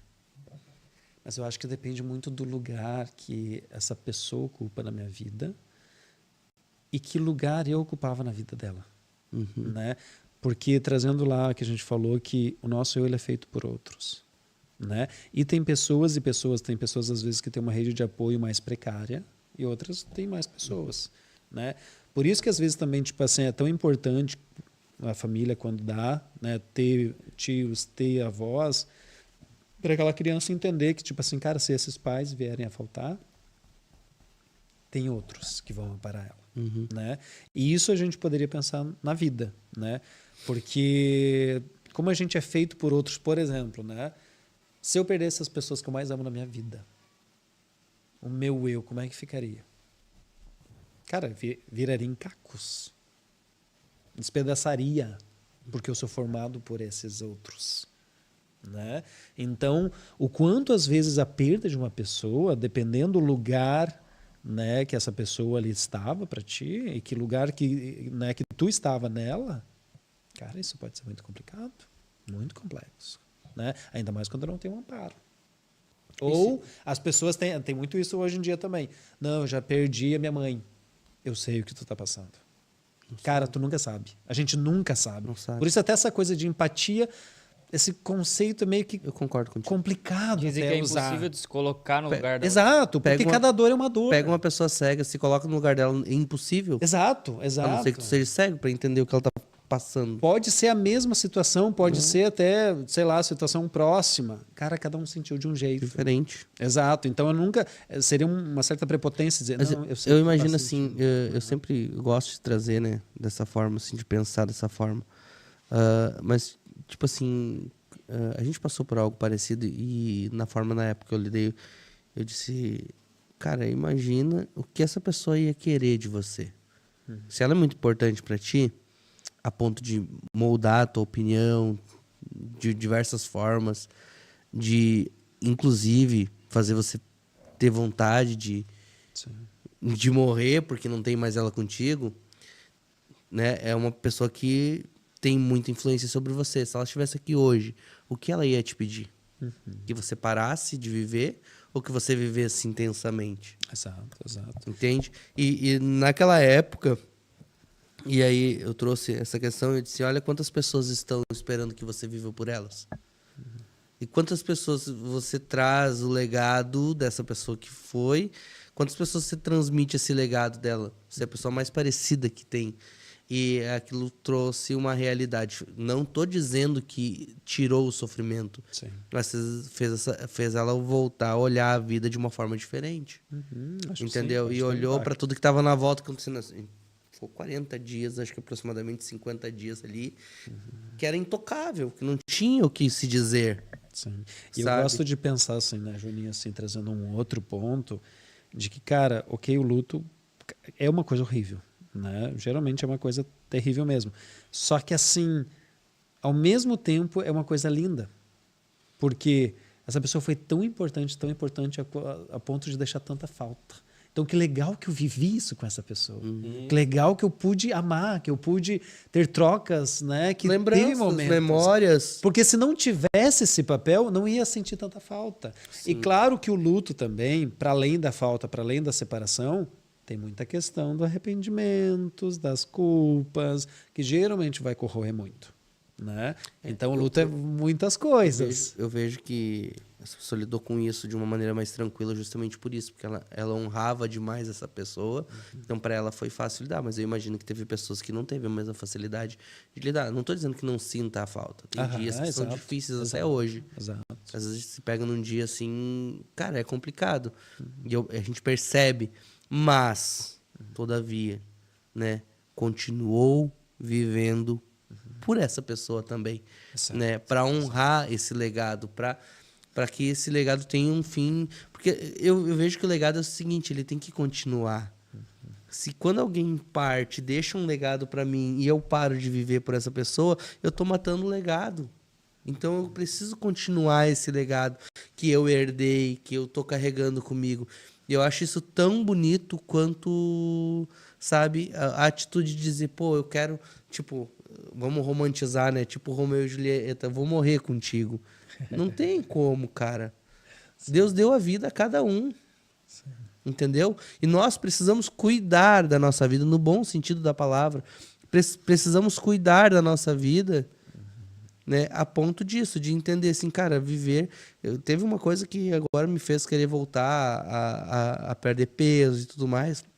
Estava conversando com um amigo e ele disse assim pra mim, cara, você daria a tua vida pela tua filha? Eu disse, cara, com certeza eu morreria pela minha filha. E ele disse, já experimentou viver por ela? Sabe? Me fez pensar. Então, é importante a gente ter essa consciência de que tão importante quanto nós morrer por alguém, é nós viver por alguém. Ótimo. Porque eu acho mais lindo ainda. Porque, mano, viver é muito mais difícil que morrer. Uau, uau. Olha de silêncio, né, galera? Nem vou falar mais nada. Mas é verdade, não, é? Ótimo, ótima colocação, assim, porque eu gosto de pensar naquela frase bem clichêzona, tá? Bem clichê mesmo, mas eu gosto dela, tá? Eu gosto de algumas coisas clichês, assim. Cara, dê flores em vida, Uhum. né? É sobre Falo isso, né? É de, cara, como às vezes o arrependimento, né? As culpas, às vezes vão fazer, nossa, ali o ato fúnebre mais caro do mundo. Em nome de que isso? Eu amo essa. Eu tenho alguns que me tiram, né? Raul Júnior, em nome de quê? Né? Porque, cara, de a gente pensar, em nome de que isso Cara, mesmo? eu peço, eu deixo, todo mundo já sabe que, cara, gaste o mínimo possível no meu velório. Mas gaste tudo em vida comigo. Sabe? Eu disse, no meu velório pode fazer uma festa. Não vou dar bola, eu não vou ver. Tá entendendo? Não tô nem Eu ia aí se dizer vai isso. ter. Cara, não tô nem aí se no meu velório vai ter uma carreata com mais de 1000 carros. Tá entendendo? Eu quero que tu me procure. Esse dia eu falei pra um amigo que muito próximo. Sim, Eu disse, cara, você não vem me ver. Isso é questão de prioridade. sim. Ele disse, ah, não, mas eu te amo. Tu não me ama, cara. Se eu não sou tua prioridade, tu não me ama. Eu tô aqui, eu vim te ver. Eu parei a minha agenda. Não é que só tu é o culpado, eu também sou. Só que hoje eu decidi que eu queria vir te ver. Aí tu diz que tu me ama e tu vai a Gramado e tu não vem na minha casa. Sim. O quanto tu me ama? Tu vem do lado da minha casa, tu não me vem me dar um bom dia, uma boa tarde. A que ponto tu me ama? E é uma amizade de anos, alguém que teve uma cumplicidade de muitas coisas com a gente. E eu digo assim, cara, a gente é muito fútil com a palavra eu te amo, cara. Boa, boa. Sabe? A gente tem que. A gente. É aquilo que você falou, briga comigo, cara, mas me ama. Tá? Se entrega. A gente, cara, tem que conversar, tem que trocar ideia, tem que. Sabe, relacionar. É troca. Porque depois, mano, já era. Não adianta, pode fazer festa, tu pode ficar triste, mas tu pode ficar alegre, eu não vou ver nada. Sim. Tá entendendo? Pode ir no meu túmulo todo dia lá chorar, não vai adiantar. Por isso que Freud vai dizer, né, assim, uma frase que eu acho incrível. Ele vai dizer assim, cara, tu quer viver? Prepare-se para morrer. Uau. Né? Porque, assim, é quando a gente fala sobre a finitude que a gente se dá conta, né, que a gente está aqui de passagem por um tempo, né? E o que eu faço com esse tempo, né? O que eu faço com isso que eu chamo de vida? É viver ou sobreviver, né? O que é viver para mim? O que é ter uma vida interessante? O Caligares vai dizer isso, né? Eu não quero ser feliz, eu quero ter uma vida interessante. Eu acho incrível essa frase também dele, porque assim, não é aquela coisa boba, né, de uma positividade boba, né? Cara, não, eu quero fazer uma vida interessante para mim, porque eu fazendo isso, eu vou ter picos de alegria, de felicidade, né? Eu vou ter essas coisas também, sabe? De algum jeito me sentir eu, né, composto por esses outros, né? E o meu eu também de algum jeito fazendo parte desses outros também, né? Acho que isso é legal, é sobre rede, é sobre grupo, né? É isso aí. Chegando na reta final. Eu já falei que não vou falar mais nada. Depois esses filósofos aqui, sabe? Só sei que nada sei. Muito bom. Não é. Essa frase não é pouca coisa, né? É muita coisa. Tem que estudar muito e refletir muito para chegar nessa afirmação. Sim. Mas o que eu vejo assim do Júnior, da outra vez também ele veio, que eu achei muito interessante, sim, é a questão de que cada ser humano é único. Pare de querer colocar numa caixinha, tipo, a gente quer uma fórmula, tu já falou, né, uma fórmula de bolo. Não. Exato. Cada pessoa é uma, não tem como tu modular ela ou dar uma resposta assim, é isso. Exato. A gente chama isso de subjetividade, né? Cada um é atravessado de algum jeito. É o mesmo evento, é às vezes a mesma coisa, cada um atravessou de um jeito, né? Caminhando para o final, como a psicologia pode ajudar a equilibrar esse olhar sem silenciar as emoções humanas? Que pergunta, hein? Tá, até vou te pedir para repetir de novo, né? Achei Como complexo. a psicologia pode ajudar a equilibrar esse olhar do que a gente está falando, sem silenciar as emoções humanas? Tu sabe que eu acho que hoje o lugar da psicologia, principalmente a psicanálise também, eu diria assim, o lugar principal, mais revolucionário que é de trazer o simples, do que é vida, do que é ser humano. Eu diria que isso, em tempos de espetáculos, em tempos narcísicos, em tempo onde eu não consigo sentir uma tristeza porque eu tenho depressão, eu não posso sentir ansiedade porque é transtorno, eu não posso ser humano. Eu tenho que ser um robô, eu tenho que produzir o tempo inteiro, né? Eu tenho que, sei lá, ser outro, performatizar sempre. Eu não posso ser apenas um humano, eu não posso ser vulnerável, né? Eu tenho que estar sempre como um escudo protetor. Então, acho que a psicologia ela vem e traz, não, peraí, cara, tá tudo bem. Tá tudo bem tu sentir, tá tudo bem, né, a vida acontecer a frustração. Tá tudo bem. Parece que a grande que eu vejo é quase que tipo assim o simples, que a Clarice Lispector vai dizer, cara, ser simples não é uma coisa fácil. Não é uma tarefa fácil. Ser simples tu tem que estar muito bem resolvido contigo mesmo para ser simples, né? Então, eu diria que é isso, cara. É dizer o quão a vida tem disso do não controlar, do não domesticar a vida, que a gente não tem quase nada de controle sobre ela, muito menos sobre a morte. E o que a gente faz nisso de ser castrado, como que a gente lida com isso, com os sentimentos. Né? Pode fazer análise 20 anos, 30 anos, tu vai sentir tristeza até tu morrer. E que bom, sinal que tu está vivo. Né? Então, eu acho que eu diria que um dos pontos principais é isso. É trazer o simples da vida como ela é. O simples é extraordinário. Exato. Eu tô dando muito valor pro simples. Exato. Essas coisas muito simples. Assim. Tu sabe que um dia eu senti, cara, uma felicidade que é até difícil de descrever. Cara, assim, é uma coisa que transborda, tipo, da alma, assim. Cara, eu comecei a chorar horrores também, assim, porque uma coisa que transbordava demais, assim, uma alegria muito intensa. E não foi porque eu recebi dinheiro, não foi porque conquistei, sei lá, casa, negócio, sei lá o quê. Nem na formatura. Nada eu tinha ficado daquele jeito. Eu fiquei daquele jeito por causa de um sorriso sincero da minha filha. Uhum. Cara, tipo assim, eu fiquei de um jeito que eu nunca tinha ficado na minha vida. Um sorriso genuíno. Eu acho que isso também é a questão da psicologia. É o encontro com o outro. É o encontro, estar realmente presente, vivo com o outro. Eu acho que a psicologia também tem isso, porque a terapia é uma presença viva. É um outro ali que vai te olhar nos olhos. É outro que vai estar ali te acolhendo, mesmo, cara, as piores coisas que tu pode fazer, ele vai tentar te compreender o porquê disso. Entende? Eu acho que isso também eu vi de uma pesquisa que dizia, cara, que as pessoas não se olham mais nos olhos. É cada um no seu tablet, cada um olhando para o lado, é difícil sustentar um olhar. O que sempre foi do humano. Sempre foi isso do humano. Tá, mas o que a gente aconteceu aí que se perdeu isso? Tá, o humano sempre soube lidar com a dor. Por que a gente não sabe mais agora, cara? O que a gente está fazendo? A gente está deixando de ser humano. Uhum. A gente está esquecendo o que é ser um humano. A gente está se perdendo aí. A gente está virando robô, a gente está virando máquina, a gente está virando outras coisas. Menos um humano. E eu acho que a terapia é isso. É tu se encontrar com as tuas humanidades com outro humano. Tuas imperfeições com outra pessoa imperfeita. Falando de robô. Tem robô aí. Do Neida. O que tu acha das terapias com chat GPT? Ai, Cara, eu vi esses Seja dias que sincero. Seja muito sincero, porque esses dias eu vi alguém me dizer...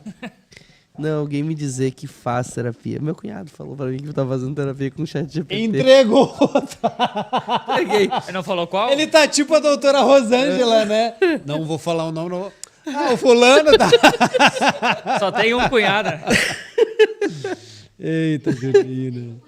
O pior que... Desculpa, tá, cunhado do Juninho. Conhece ele, Renato. Mas... Eu dei o nome agora.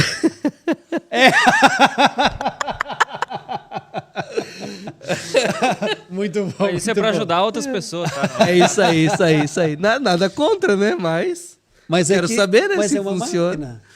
É uma máquina que não está te olhando nos teus olhos. Ela tem muito mais conhecimento do que qualquer humano, qualquer psicólogo que pode estudar horrores. Isso ela tem. Informações. Mas ela não sente, ela não te olha, ela não está viva. Ali onde, né, tipo assim, é um humano... Pô, mas às vezes é assustador como eles nos conhecem, né? Eu diria entre aspas, tá? Não, eu acho assustador, cara. Às vezes eu faço umas perguntas, negócios lá sobre mim, assim, que às vezes até eu me arrepio. Mas te conhece justamente porque Porque faz tu deu as perguntas, informações, né? Passou Tu, muita como- Eu acho que ela começa a sim. entender como é que tu te comunica. Essa Algoritmos, semana eu né? fui criar um texto num outro telefone ali. Eu disse, cara, mas tá muito mais difícil aqui. Daí eu fui, sabe, dá meu telefone, eu botei no meu telefone. Ela saiu bem certinho do jeito que eu gosto, como eu faço, como. Já tem tudo. Ela já aprendeu como eu sou. Só que entendeu como tu é no sentido de produção. De produção, sei. Mas só Porque que o tipo, ela tem informações sobre mim. Exato, que às vezes eu.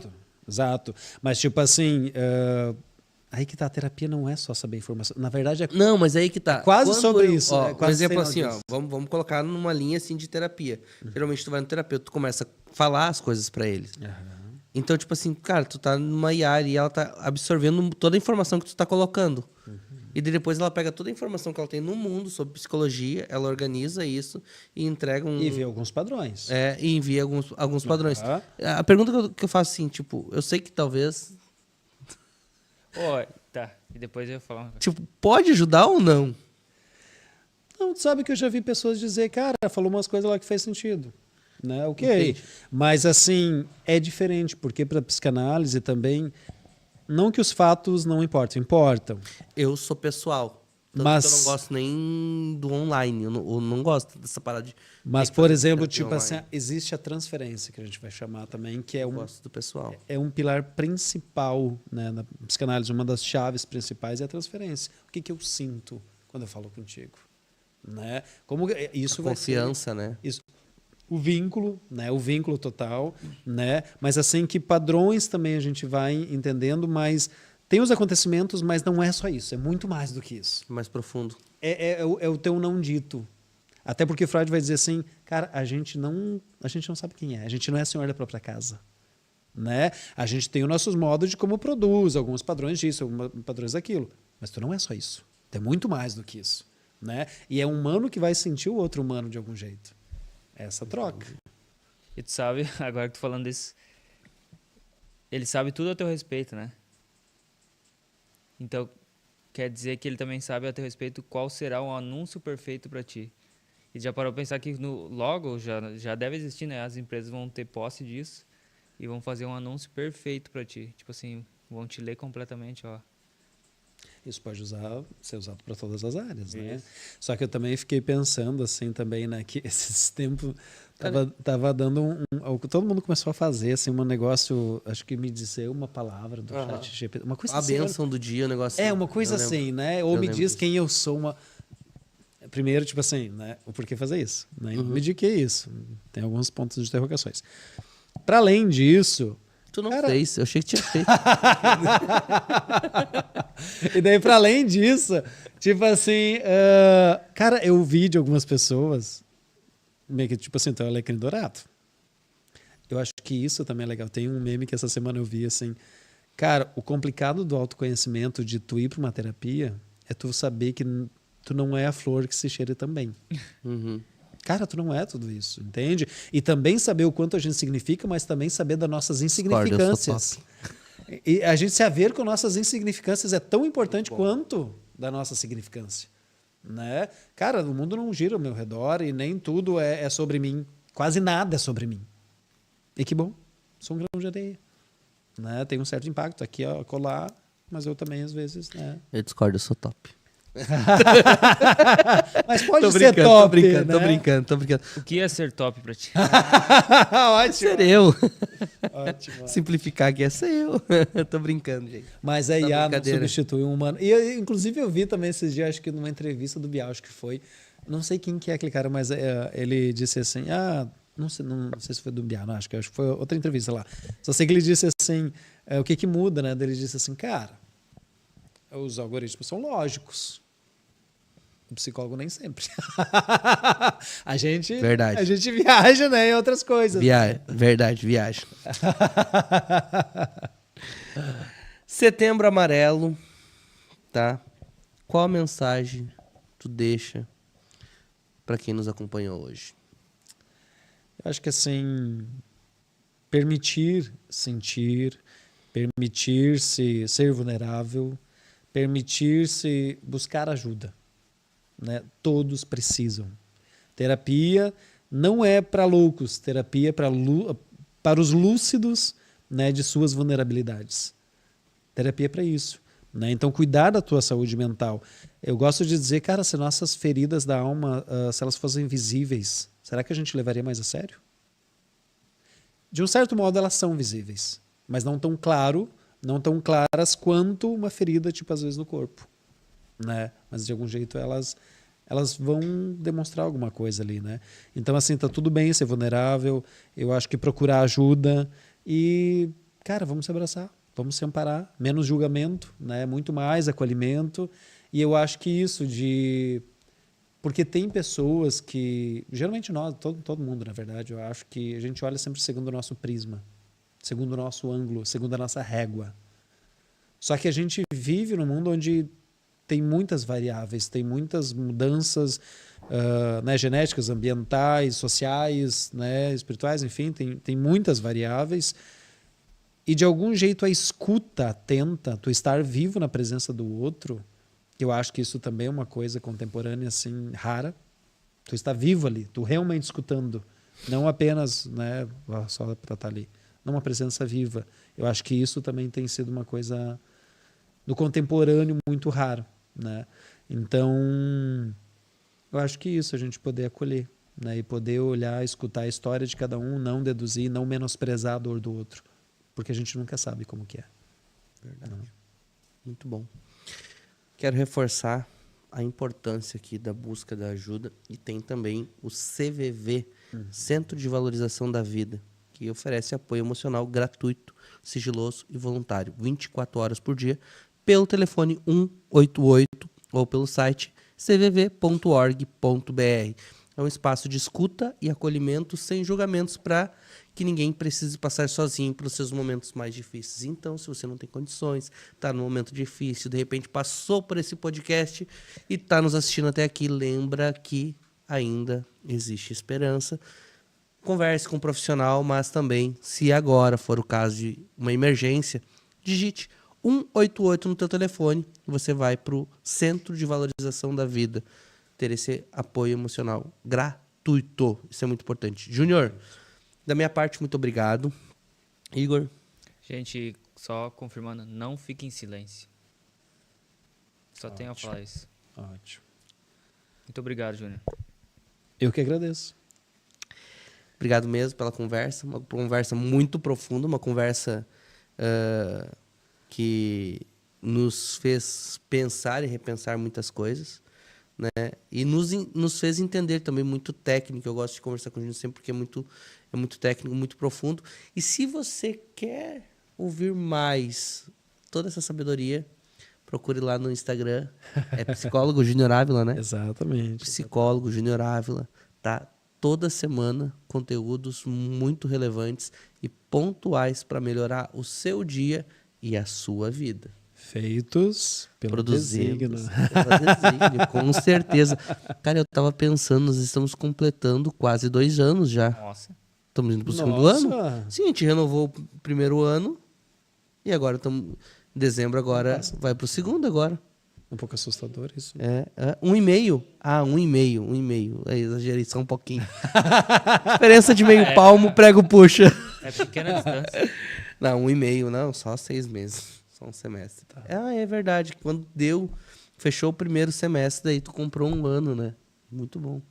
Um excelente cliente. Era poderoso. Não pensa num cara que acredita no meu trabalho, né? Eu sou muito feliz, né? Não, realmente, e dá trabalho. É um trabalho que vale a pena. É. Né? O Juninho, ele não é fácil. Né? Não. Mas é Meus simples. bastidores. Mas é simples, né?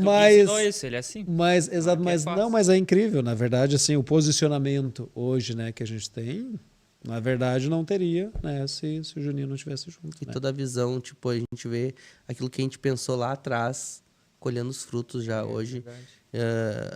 Há um tempo já, né? Colhendo Eu não esses sabia que eu precisava dele, na verdade. Né? Ele que me disse. Não, cara, tu precisa de mim. Não disse, com cara, essas palavras, né? Exato, com todo um repertório. Com todo o né? repertório, né? Então, Mas é verdade. mas é verdade. E eu ainda isso. preciso, né? É, isso que bom ouvir isso. Dezembro tá chegando aí. Muito bom, muito bom. Gente, só agradecer mesmo de coração, mandar um abraço pra André, pra Alice, ficaram lá assistindo, né? Obrigado pelo teu tempo, tá? Pela Eu disposição de agradeço estar aqui pelo com a gente. convite, né? Então, não esquece também de seguir as nossas redes sociais, né? Isso aí. Eu, Igor Rig, Senhor Júnior Ribeiro, SR Júnior Ribeiro. e podcast Produtivamente também. Ative o sininho de notificação para que você não perca nenhuma live. Semana que vem tem uma live top. Posso já divulgar? Pode. Semana que vem nós temos 2 irmãs aqui, cara. Incríveis, incríveis. Elas são geniais. Uma é deputada federal, Franciane Bayer, tá com uma trajetória, uma história maravilhosa. E dessa vez ela traz junto a irmã, que é primeira suplente de senadora. Primeira suplente de senadora. Só um pouquinho que a gente vai passar na frente da câmera agora. Aí, ó. Vai, pode passar, gente. Vai lá, vai lá. Ele já Aí, volta. ó. Ele já volta. Primeira suplente de senadora do senador Mourão, né? E a gente vai ter um bate-papo muito bacana, muito legal aqui. Já estamos aguardando elas aqui. Criamos uma expectativa muito bacana, porque nós vamos falar. Esse mês é o mês dos irmãos, sabia, né? Olha, sério. Tem o Dia dos Irmãos nesse mês e nós vamos fazer um episódio todo temático Que legal. falando sobre a trajetória delas na vida e na política. Interessante. Então vai ser muito bacana, muito legal. Agradecendo já a audiência de você que nos assistiu até aqui. Fica com Deus e até a próxima. Um abraço.